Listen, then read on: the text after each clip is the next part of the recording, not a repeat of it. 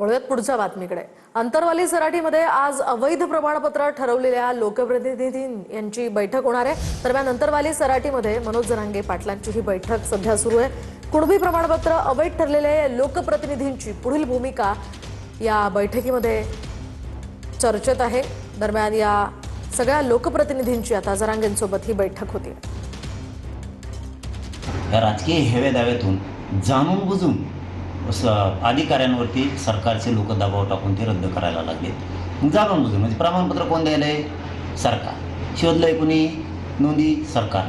प्रमाणपत्र रद्द कोण करायलंय? सरकार।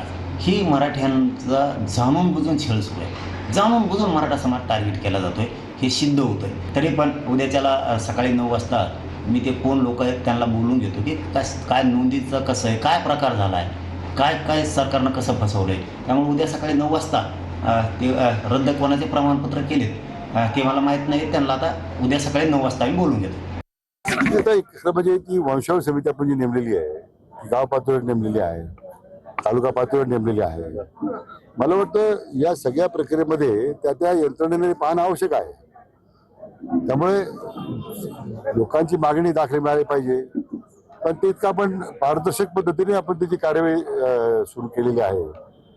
तर जर असे काही नियमबाह्य काही जर झालं असेल काही, तर मग त्याच्यामध्ये कारवाई होणारच का? अहो, आम्ही पहिल्या दिवसापासून सांगतोय की हे बेकायदा आहे, हे संविधान विरोधी आहे।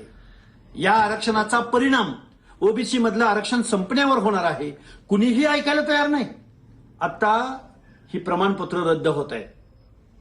मी खऱ्या अर्थानं ओबीसी बांधवांच्या हक्क अधिकारांच्या विरोधामध्ये ज्यांनी बेकायदा बोगस सर्टिफिकेट्सद्वारे ही प्रमाणपत्र काढली, ही प्रमाणपत्र रद्द झाली पाहिजेत। यासाठी आम्ही हा लढा गतिमान करणार।